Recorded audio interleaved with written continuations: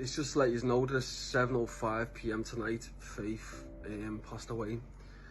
It's meant to be 6 p.m. Then the vet got here for 6:30, but Faith was asleep. I didn't want to wake her up. I said to the vet, let's just wait until she wakes up naturally, because she hadn't slept all day. I'm going to tell you in a minute about the fact about what happened, whereas I knew that like she was ready to go. But before that, like she was showing me signs all today and late last night that she was ready to go, because she was showing me that she never really showed me how much pain she was in. I knew she was in pain, but she hadn't really showed me properly until today, and it was like she knew that this was happening today.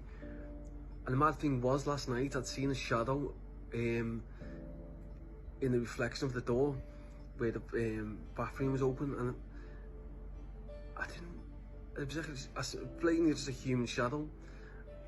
And I feel like that was a sign last night, because then around that time, that's when she started deteriorating like properly today, and like she was showing me, look, I'm ready to go. And she went peacefully, but I'll tell you what happened. So she was asleep, and then I said to the vet, let's just wait until she wakes up, because I wanted to have one last sleep. I wanted to let her have one last sleep. And that was it. Like, I waited, and then I'm on the phone to Lukeson asking, where's this coffin, because I was waiting for the writing for it. And I was fuming at them because the coffin's late, it's still there. It's going to be tomorrow, a funeral at 6 p.m. But what happened, because I'm still waiting for the coffin, but what happened, she'd normally walk out and walk straight over to me. She walked over to the vet and stood there by him, and then turned round and laid down right in front of him. And that was like a sign, as if to say, I'm ready. And like, I'm stroking her, kissing her, talking to her, as she got an anaesthetic at first, and she didn't even flinch from the anaesthetic. Then she got an injections, and like, she went peacefully. And for me, like, I believe that like she'll connect to like my brother's energy. That's what I believe. My brother's waiting for her. My brother had disabilities, who died, Armagh, and I do believe that it was him potentially that come to me last night with that shadow, as if to say, look, we're waiting for her.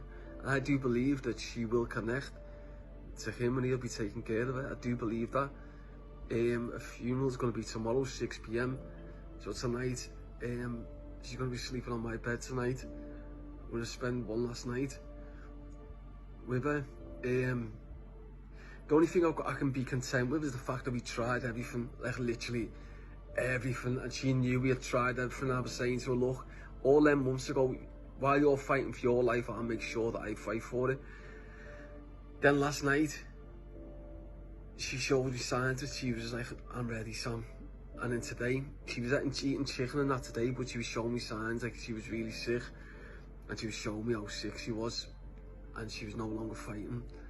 And the fact that she sat in front of that vet tonight, showed me she was ready.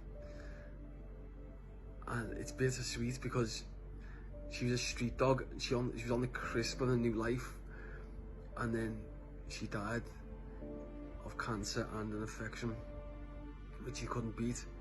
And it hurts, I'll be honest, it fucking hurts bad, because she was my life for like 4 months, literally. But it's